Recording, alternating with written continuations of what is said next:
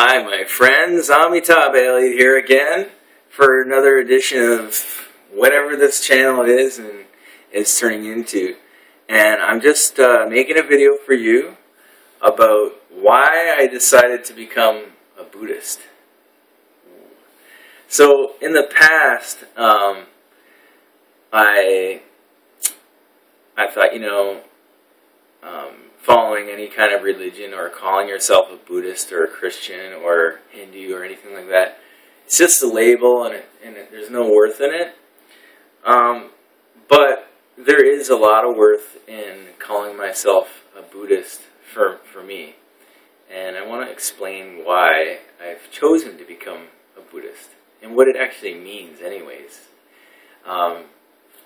So I started meditating about 8 or 9 years ago, and started having experiences, feeling energies, feeling my chakras, starting to feel things in other people as well, starting to be able to be in tune with intuition and, feel other people's pain energetically within me, as a reaction to their pain. And, a lot of challenges arose. A lot of challenges are still arising. But what I found, aside from that, what I found in meditation is a great piece that's accessible to everybody. And the way I found that is through mantra meditation. That's how everything started opening up for me. And then over time, I just found that my knowings, my understandings of my mind and the way reality works, were being corroborated by the teachings of the Buddha. Every time I turned around, I would just find a Buddha quote or hear something about the Buddha or about the teachings, or watch a video with. I started finding videos with monks, and I found that, wow, letting go really is the answer, letting go your whole, I followed the whole Eckhart Tolle teachings, and I looked into the Abraham teachings, and I just found that, everywhere else I looked, Eckhart Tolle, Abraham, the Law of Attraction, Hinduism, Christianity, I found that they were just incomplete. And when I look at the suttas, when I look at the actual teachings, and I'm not talking about like Buddha quotes online that people make little pictures out of, almost 99% of them are incorrect and they're not real Buddha teachings. I highly recommend you check out fakebuddhaquotes.com because you'll be really illuminated to what you thought the Buddha taught, but he actually didn't. And I really recommend going to accesstoinsight.org to find out the real teachings, because that is an archive of the Pali Canon. So another reason why, aside from the teachings of the Buddha sort of corroborating my experiences, namely, like, letting myself go and losing my sense of self, like, although I still have it, I've had some experiences in meditation where, the sense of I sort of, it doesn't become as clear. You start to lose that. It's just open, spacious awareness, and there doesn't seem to be a me in there. And then I started to, watch my thoughts and use mindfulness.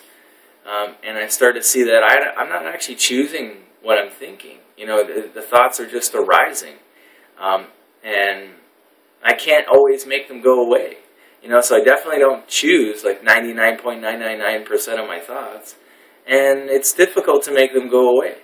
So if there's no conscious choice in that, is there really a self? And then I learned about the teachings of anatta by the Buddha.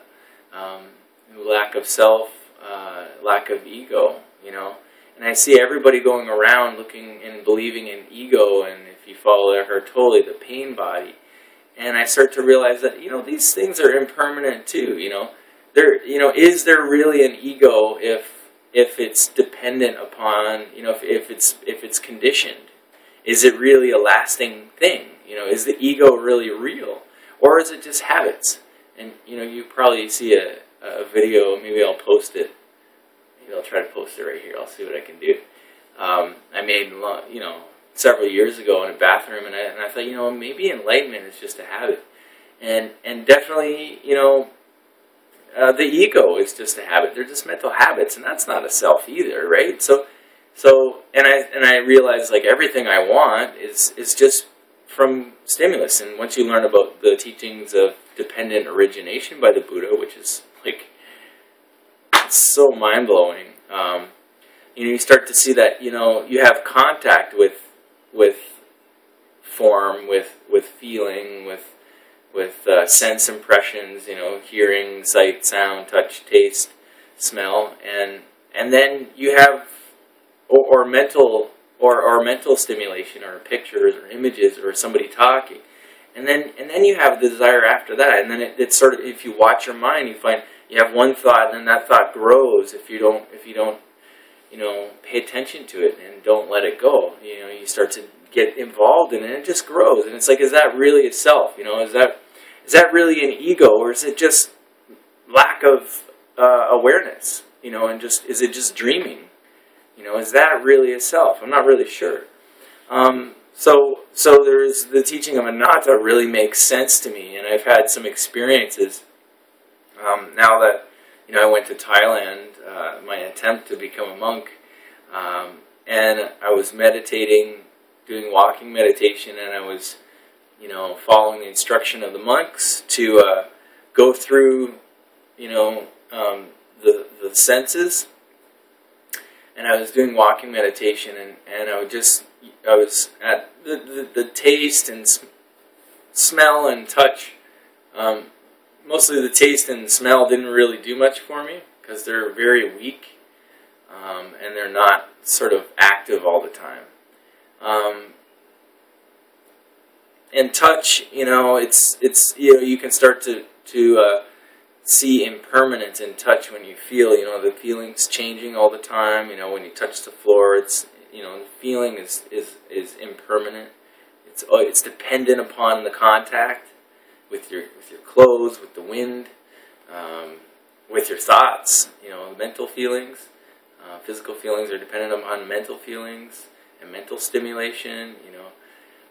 But really, when I got to sight and sound, this is where something really amazing happened. I was meditating on sights, and I noticed when I see,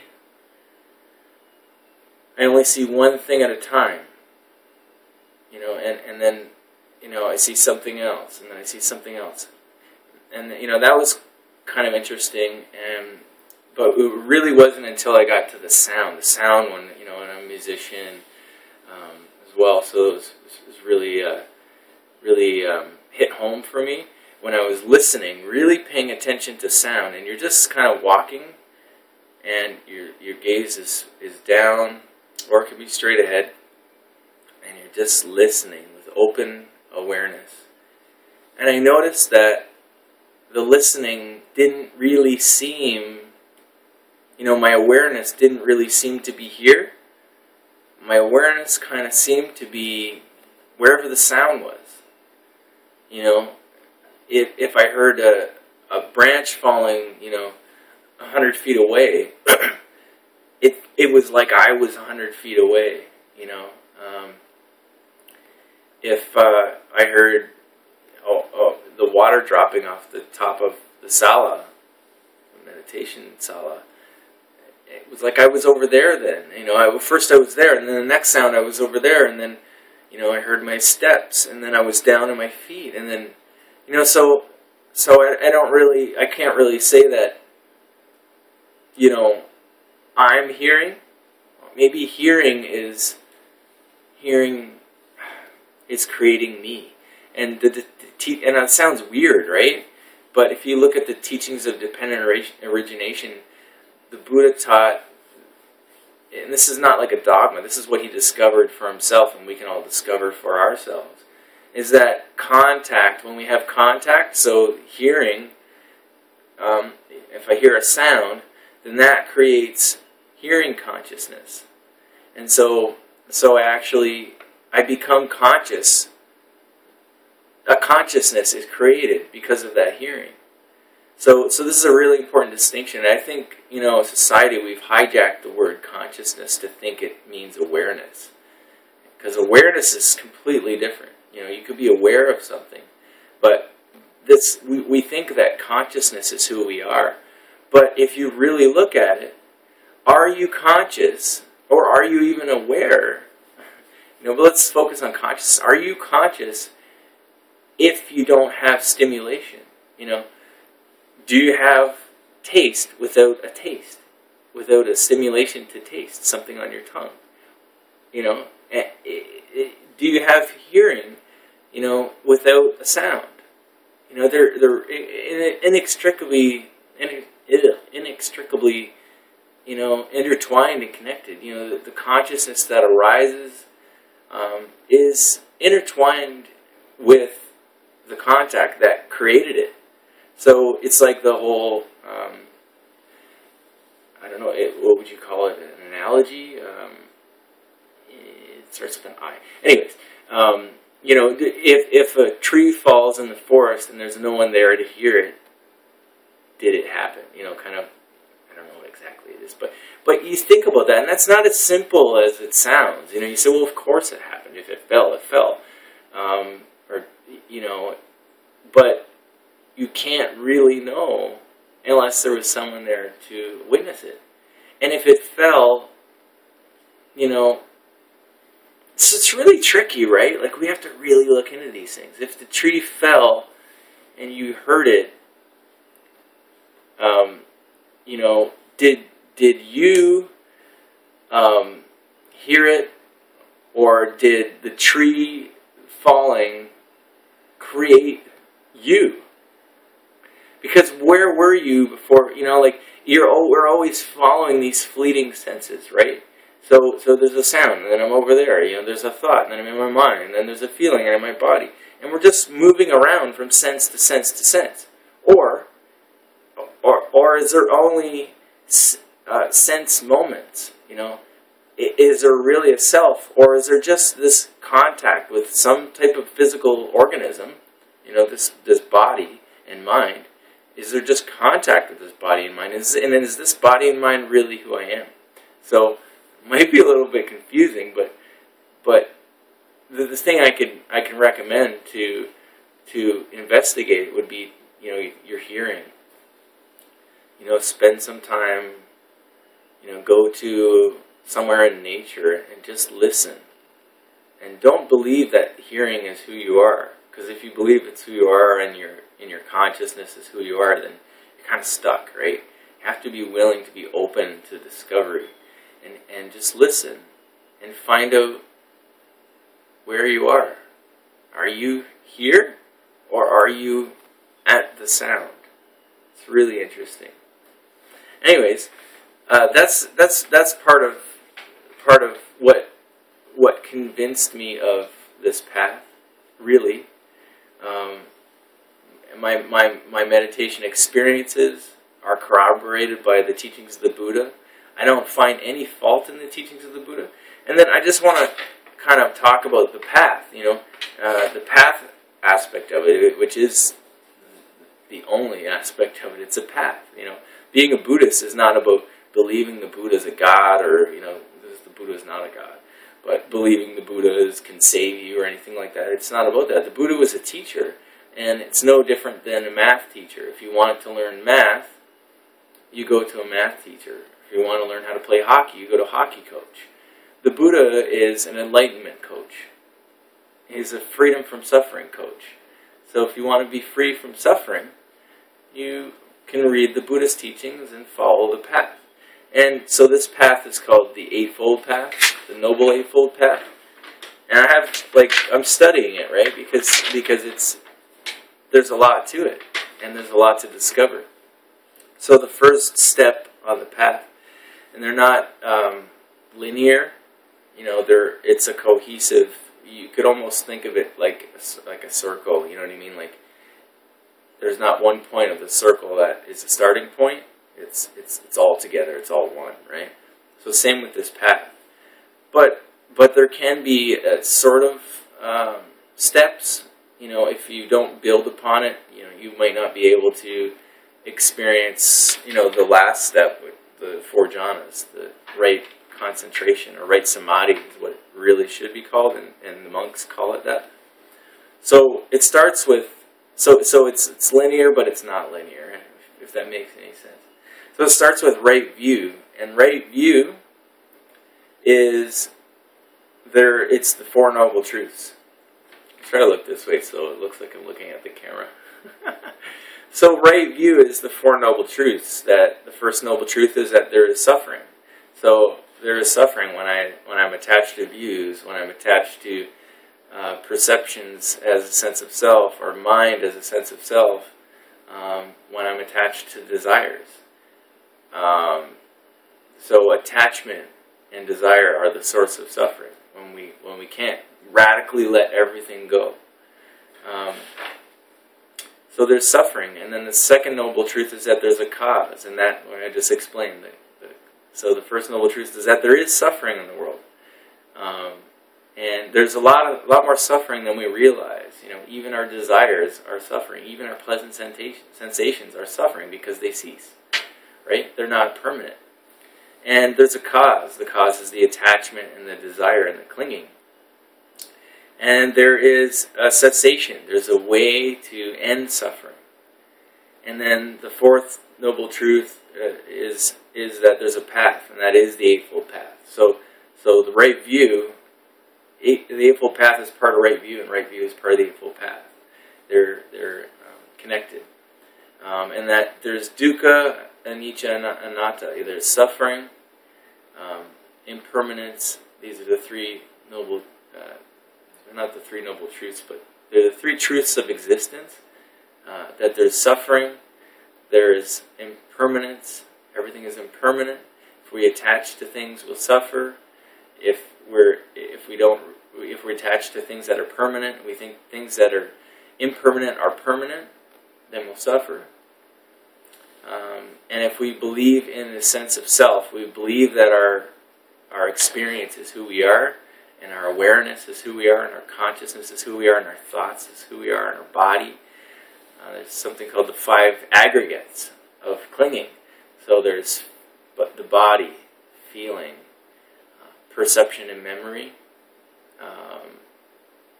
sense consciousness, and mental formations or fabrications, or you could say mental volitions. So anything that arises in the mind as a perception, any will or fabrications, anything that's fabricated in the mind, concepts, these are all impermanent. They arise on their own. They arise dependent on conditions, and so these are not self. So these 5 elements, these 5 aggregates, call it the 5 khandhas, are not self. And then the second step is right intention. So if we follow this path, we will free ourselves of suffering. It might not be in this lifetime, but if we follow this path fully, we can definitely free ourselves from suffering completely and realize the unending, they call it the remainderless cessation of desire, which is Nibbana, or enlightenment. Complete freedom, complete ending of suffering forever, and the complete ending of cyclic rebirth in samsara. So the complete ending of reincarnation into human bodies or other bodies. Complete freedom. And Nibbana is explained as, is the definition of Nibbana is, it's like to put out a flame. But it's not to put it out. It's like a flame is dependent upon its fuel. And so if the fuel is no longer provided, a flame will go out. And it's freed from the fuel. So as long as we stop giving our consciousness more fuel, more desires, more wanting, more clinging, more self-belief. If we stop providing that fuel, then we'll free our awareness to be completely freed from becoming, and we'll be enlightened. Not we will be, enlightenment will be realized. We'll be freed from this sense of self. That, because who suffers but the self, but an idea of the self? And have you ever suffered and then changed your perception, and then the suffering went away? So if it's only a change in perception, who suffers but this perception, right? It's tricky, isn't it? So right intention is the second step on the path, and I just can't find any fault in any of this. So right intention is the intention of non-ill will, so of metta. So the intention of if we give love to all beings, the wish for goodwill and peace and happiness and safety to all beings, this is going to be helpful to everybody and to ourselves. And you generate this love for yourself first, and then you offer it to everyone around you. So how wonderful is that? It's a beautiful thing to do. And then the intention of harmlessness. So non-killing. So I've been vegetarian and vegan for quite some time, and this resonates with me because I'm a living sentient being. I don't want to feel pain, and I know that since I'm a living sentient being, that any other living sentient being, including animals and insects, they would not want to feel suffering also, because they feel pain. You've seen animals dying and they feel pain, or when they're hungry they whine, they feel pain. Or if your animal's gotten sick, they get tired, they feel pain. They're just like us. We're an animal too. Remember, human beings are animals. So why should we kill other beings when we don't need to for food? We can live on a vegetarian, vegan diet, and it's healthy. In fact, it's the most healthy diet. And if you want to know why it is, I recommend going to nutritionfacts.org and follow the studies that Dr. Greger reports on daily and weekly. He's got tons of videos on real, empirical, peer-reviewed scientific studies about health. So you can really learn about the truth. Eating animals is the most harmful thing we can do for our bodies, aside from maybe drug use. And then the intention of renunciation. So that if we renounce, if we let go our desires, let go our attachments to our belongings, then we'll be free from suffering. So these three steps of right intention, the intention of non-ill will, so the intention of metta is a good wholesome intention. The intention of harmlessness, a good wholesome intention, so we're not developing any bad karma. These are protective. So metta cleanses our heart, and purifies our heart and mind. The intention of harmlessness protects us from bad karma and protects others from our actions. And the intention of renunciation protects ourselves from clinging and desire. And then the third step is right speech. No lying, no harsh words, no idle chatter, no divisive speech. So lying is harmful to us and harmful to others, because in order to lie, you have to be deluded.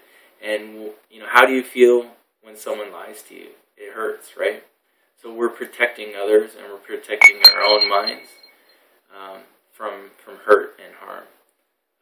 No harsh words. Harsh words hurt other people, and they build up a sense of self and self-righteousness. So that's also a good thing to avoid. Idle chatter, and also includes like gossip. So idle chatter, you could, this is the most difficult for us to understand and follow.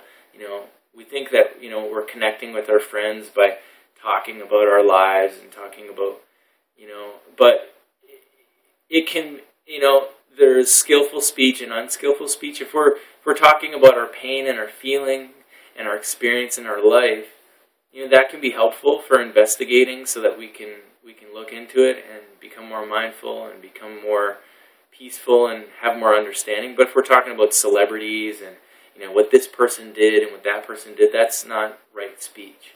So we want to avoid that. This is what the path teaches. If you choose to follow it, then you would want to avoid it. Now, no divisive speech. So divisive speech. So saying, "Oh, this person's bad," and or something I need to even work on. Well, I need to work on all this. This religion's bad. Defaming others or defaming even other beliefs. You can point out other beliefs and how they're harmful, but if you say somebody's a bad person for having that belief, that would be divisive. This could also apply to yourself. Saying negative things about yourself. So we want to be kind to ourselves and others. So these are all good qualities, right? So what would be right speech? It would be speaking of the Dhamma, speaking of reality as it is, speaking of the teachings of the Buddha, speaking at the right time. So speech that is at the right time, speech that is meaningful. So if we're speaking about things that, about angry birds, is that really meaningful? Speech that is going to the heart, so that is heartfelt, I guess. I'm not really quite sure what that part means. Speech that is pleasing to the ear, so it's not causing others to have suffering, even if it's their own choice and delusion to suffer. We still want to have kind words, so as not to bring up unnecessary suffering and create division. Speech that is delightful to the many folk. So if everybody finds it pleasing, monks, lay people, criminals, saints, even if you were to include people that have passed, then it's right speech. So blameless speech. Speech that brings those together who are divided. So uniting people. This is good speech. This is right speech. Speech in favor of harmony. Again, bringing people in harmony. What is music without harmony, right? And then I might run out of time in this video and might have to make a second one, but I'll try. I think I can only go 30 minutes on my videos, but we'll see. Right action is the fourth step. And thank you so much for watching. If you're interested in this, it's really wonderful, and I'm glad to kind of share, my journey on the Buddhist path and to explain something about what it is if you don't understand. So right action is the fourth step on the Noble Eightfold Path. It's no killing, no stealing, no sexual misconduct, and no taking of intoxicants. So why is right action? Why are these things good to avoid? Well, obviously killing. Nobody wants to be killed. And it causes suffering to those who lose their loved ones, right? Animals don't want to be killed. They feel pain. People don't want to be killed. So this is pretty obvious. No stealing, because we are attached to things that we believe are ours. And when we lose those things, we have pain. And maybe we're not enlightened and we have attachment, and that's delusion. But it still causes pain. So this whole path is about it's like having the lightest footprint you can upon the world and those around you. No sexual misconduct. So this is any sexual activity that is outside of the law of society. So this would include cheating on your boyfriend or your girlfriend or your husband or wife in any way, emotional or physical. This would include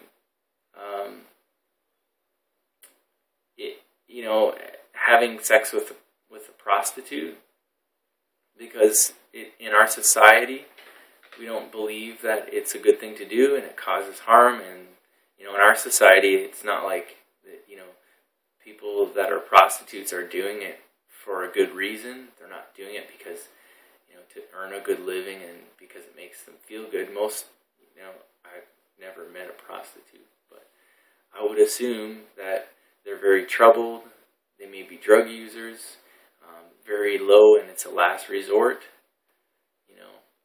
Or they're very deluded about sexual pain, and they're not dealing with sexual pain, so they think that I might as well deal with my emotions through getting pleasure, and they're not actually dealing with their psychological pain. So this is a reason why we don't, because when we commit sexual misconduct, when we cheat, when we aren't honest within our relationships, it creates pain for those who love us, and it's just not a good thing to do. And no intoxicants. So intoxicants, they lower our consciousness, they lower our awareness, they remove our awareness and our ability to make good decisions, and we will do all these other things, the killing, the stealing, and the sexual misconduct, if we use intoxicants and if we're not clear-minded. And what we really want to achieve on the path is to be clear-minded, to be awake, to be enlightened, to be free from delusions. That's what this whole path is about, is to be free from greed, hatred, and delusion. And using intoxicants is going to create more greed. It's going to create more delusion. It's going to create more hatred. So we don't want these things in our life. So we know that using alcohol and other drug substances alter our consciousness. And if we're not using our consciousness bare as it is, then we're using crutches, we're altering our perceptions, and we're not seeing things as they are. And this whole path is freeing yourself from delusion and freeing yourself from not seeing things as they are. We want to see reality in our mind as they really are, so we can free ourselves from pain and suffering. So that's step number 4. Step number 5 is right livelihood. No trading in meat, which would be killing, being a butcher, or even I would say even working in the meat department of a grocery store would not be right livelihood, because we're dealing in the killing of animals. We're dealing in the economy of the killing of animals, and this is going to be an unwholesome livelihood. No trading in humans, obviously. It's not good to sell and be slaves. We don't want to make people slaves or sell humans, as we shouldn't with animals either. No trading in weapons, because weapons are used to kill. So obviously this is going to... See how they're all connected? See how right livelihood connects in with right action? And also it connects in with right intention. I have this is my study guide here. This is, I watch Dhamma talks, and I take notes. So I'll post a video by Ajahn Sujato. He's like my favorite monk. This is where I got this information from about it was a wonderful teaching on the Noble Eightfold Path, and if you want to watch that talk, it's really wonderful. I just paused and wrote notes. So if you want to follow a path, you have to know what the path is, and that's why I study, right? That's why Buddhists should study the Dhamma and Vinaya.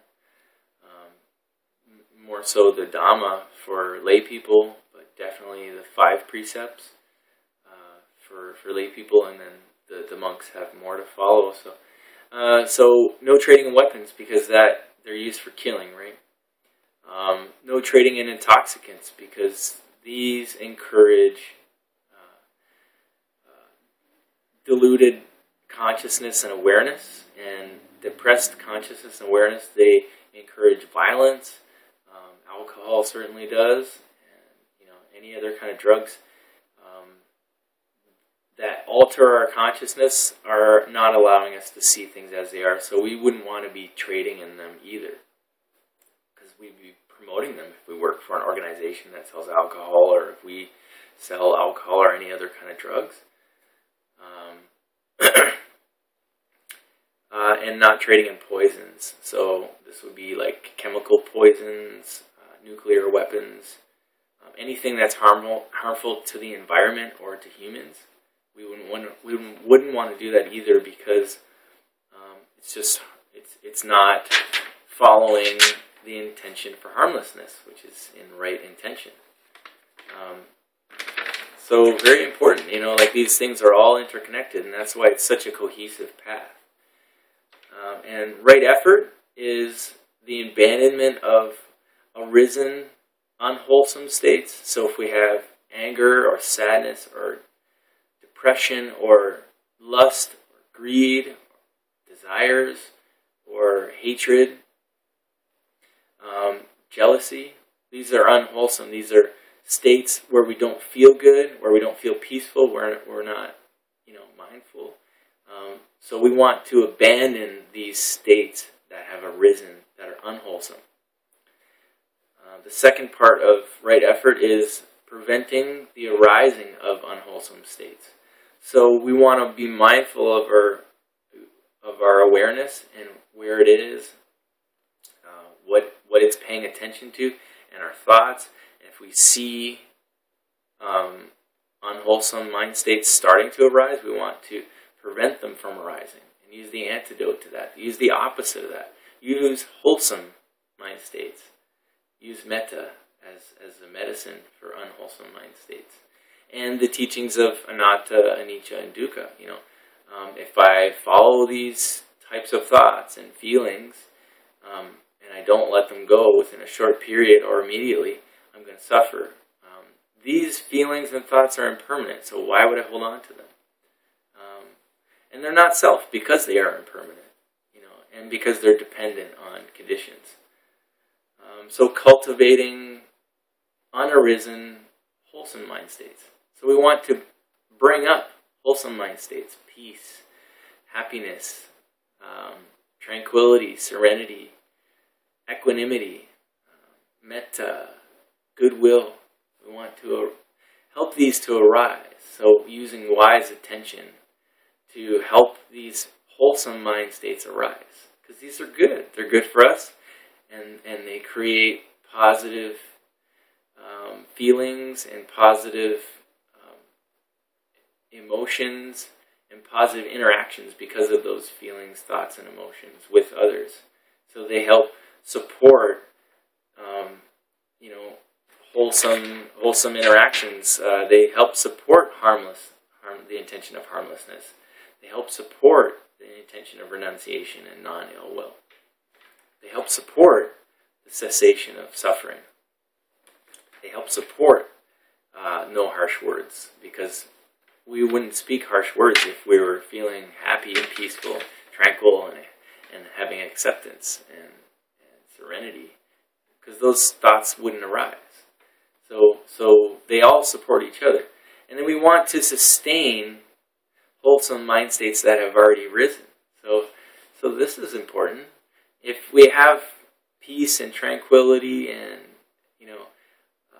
compassion and metta already arisen, we want to try to keep them, because these are precious and they're beneficial to all. So we want to keep them arisen. We want to maintain them. So we want to cultivate them, maintain them, and care for these qualities, so they'll stay within our awareness, so that we can continue our mindfulness practice and move through the next few steps. Because we can't meditate if we're in negative mind states as deeply as we can when we're in positive mind states. So the next step is, the seventh step on the Eightfold Path, is right mindfulness.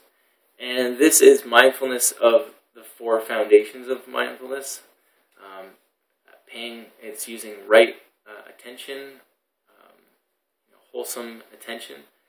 So being aware of the body, being aware of the feeling. So keeping our awareness within the body instead of being lost in thoughts, discursive thinking. Being aware of the mind. What are the qualities of the mind? So we want to be aware of the body. We want to be aware of what we're doing with the body. We want to be aware of our feeling. What is the body feeling right now? Be aware of the sensations in a detached way, that they're not self, because they're arising on their own. They're arising due to contact. We want to be aware of the mind. So a general awareness of the mind and the thoughts. What kind of thoughts are in the mind? And that ties into the fourth aspect, mental qualities. So what are the qualities of the mind? Is the mind sad or is it happy? Is it depressed or is it joyful? Is it filled with rapture or is it filled with suffering and pain? So we want to be aware of the mind states and then see them clearly and let them go. We don't want to hold on to them, because holding on to them will create dukkha, will create suffering. And the last path of the Eightfold Path, the Noble Eightfold Path, is right samadhi. It's also, some people say right concentration, but that's not really correct. It's right samadhi, because it's defined as the four jhanas.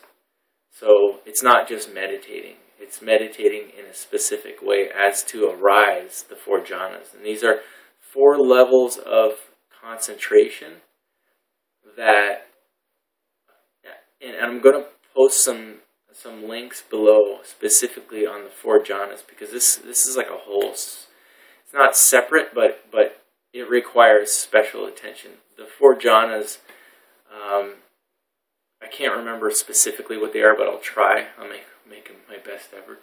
So I believe the first jhana is awareness of the body with thought and examination, with pleasure pervading the entire body. So when we're concentrating and we're able to use thought. The second, I believe, but don't quote me on this one. I would like to refer to the video I'm going to post below. And I'll also post some links to Access to Insight where it talks about the Eightfold Path as well, which is the best place to go. So the second jhana, I believe, is so the first one is thought and examination, and I believe the second aspect of the 4 jhanas is pleasure pervading the entire body and mind, with feeling and perception. And then I believe the fourth is the perception of infinite space, and then the third is infinite space, and the fourth is infinite consciousness. But like I said, don't quote me. So so the third is infinite space and consciousness, I believe, and then the fourth, I think, is when the perception of nothingness. And we can go beyond the 4 jhanas as well, but this is where the Buddha said we should focus. He said we should strive to reach the 4 jhanas. And the way we reach the 4 jhanas is through meditation, through sitting or walking, and concentrating our mind on one thing so that we become absorbed in that object, and then we will move naturally through these 4 jhanas. So the one thing I want to leave you with about this practice is that it's a practice of pleasure, it's a practice of joy, it's a practice of peace. So it might sound like, well, giving things up, that's going to cause pain, but when we give things up, we feel happy, really, because how do you feel when you give? When you help somebody out, when you give some generosity, you feel good. That's a way of, that's a part of renunciation. Or if we're feeling pain, then we give up that pain, and we give up that those thoughts, and then we say, I feel good now. In order to feel good, we had to give those up. So when you're feeling good, you're not feeling bad. So you renounced feeling bad. We renounced certain ways of thinking and blaming and feeling like victims in order to feel good. And then when we sit and meditate, there might be times when we feel pain in the body, pain in the mind. We have to face our thoughts and feelings. But as we continue, as we're ardent and use diligence, and continue with the practice, with the meditation, eventually we'll move beyond the superficial waves of the mind, and we'll get to a deeper peace and start to enter these pleasurable jhanas. So the practice is about pleasure. And there's a sutta, which I'll link below, where the Buddha and one of his disciples, one of the monks, went on alms round and didn't get any food. There was nobody that gave any food. And if you may or may not know, the monks cannot eat anything except what is given to them. So they can't pick berries off in the forest. They can't kill, obviously, because in order to follow this path, you have to follow it, fully. In order to reach the end of the path, which is nibbana or enlightenment, you have to follow it fully. So they're not allowed to, and it's not like commandments in Christianity. If you break these things, you're not going to go burn in hell.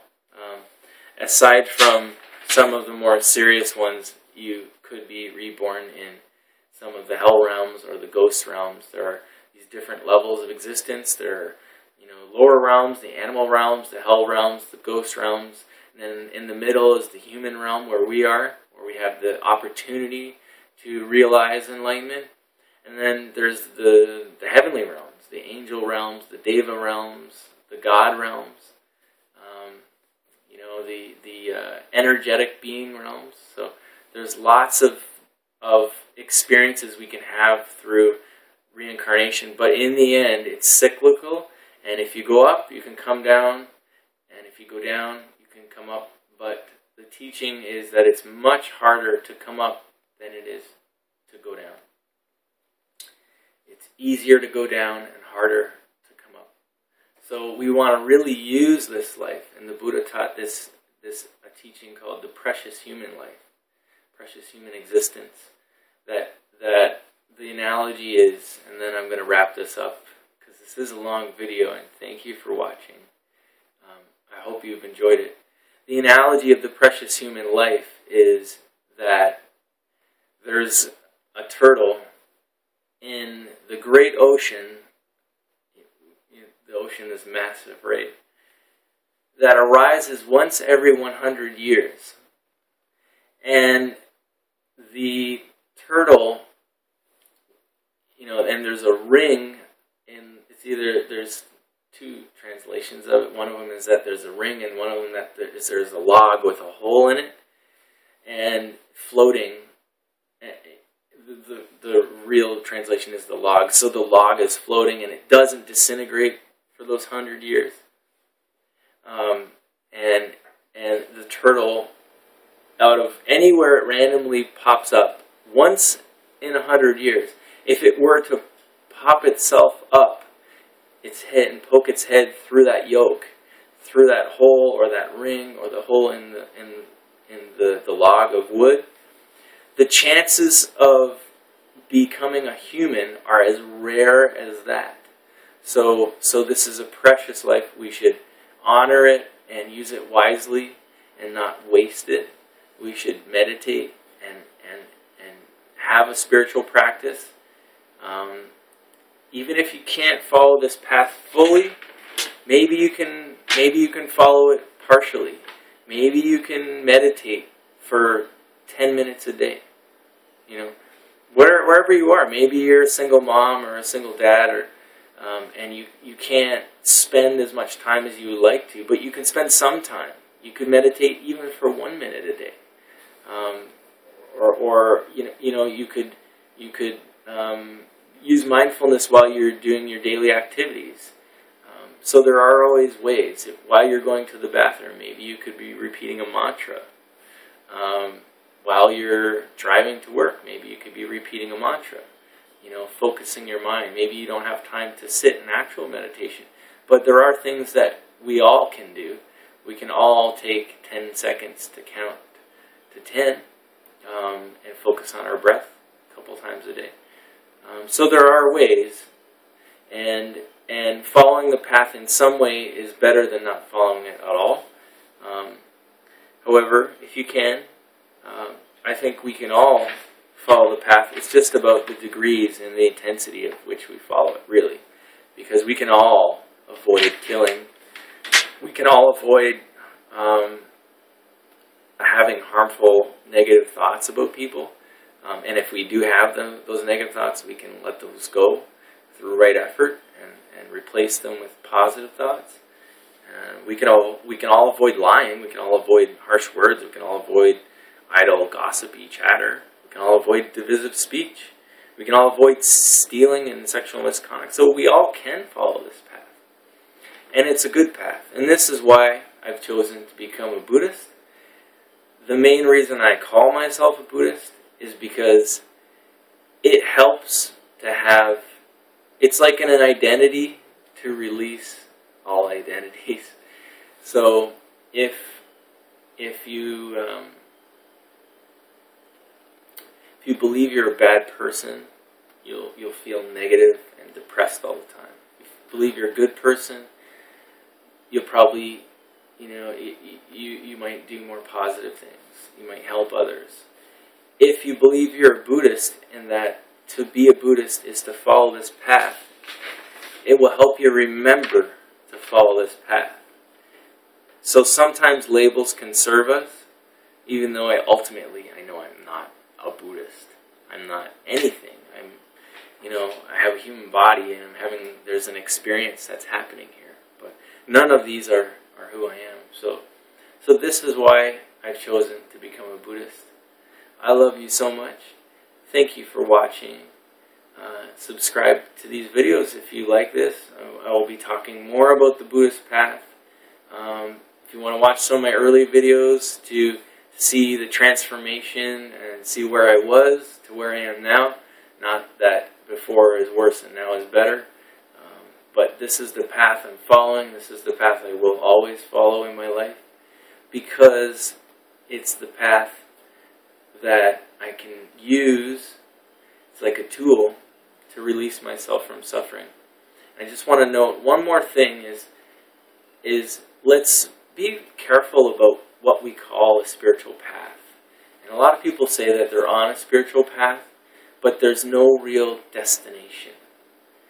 And if it's a path, it should have a destination, and it should have instructions and guideposts on how to get there, and others should have followed it successfully. Otherwise, it might not be a path that's worth following. Because our spiritual path can just be more egoic thinking, more self-thinking, more self-serving thinking, and ultimately can be delusional. And we can be defensive about a path because it's my path, and we're building up identities. But there is no my path. It's just like driving a road to get somewhere. If you're driving down a road, it's not your road. You're just driving down it, and you're going to your destination. And that's all the Noble Eightfold Path is. It's a path to get you to the destination, which is ultimate freedom from suffering. So travel it. If it resonates with you, if it makes sense. If it doesn't make sense, but some parts of it, investigate it. Look at it. Maybe take pieces of it. It's okay. It's okay to take pieces of it. But I would recommend trying not to follow many paths at the same time, because we really can only follow one. You can only drive down one road at a time. And therefore, I believe it's a good idea to follow one path to the end. And then if you believe you're following this path and it's not working, or it doesn't lead to the desired destination, then try another path. For example, if you're following the Buddhist path and you find you're like, I can't meditate, talk to others who are successfully following the path and successfully meditating, and get tips, because anybody can do it. It's just a matter of belief in yourself, confidence, and knowing that others have traveled before you. And so the Buddha traveled this path before all of us, and many, many have become arahants and enlightened beings successfully before us. So that means that we can also. So I love you. Thank you so much. Have yourself a wonderful day. And let me know how your practice is going. Comment below and let me know how you're doing on your spiritual practice. If there's anything I can do to help you, I'll do my best. I love you so much. May you be safe and happy. May you realize the ultimate truth, which is freedom from suffering. I love you.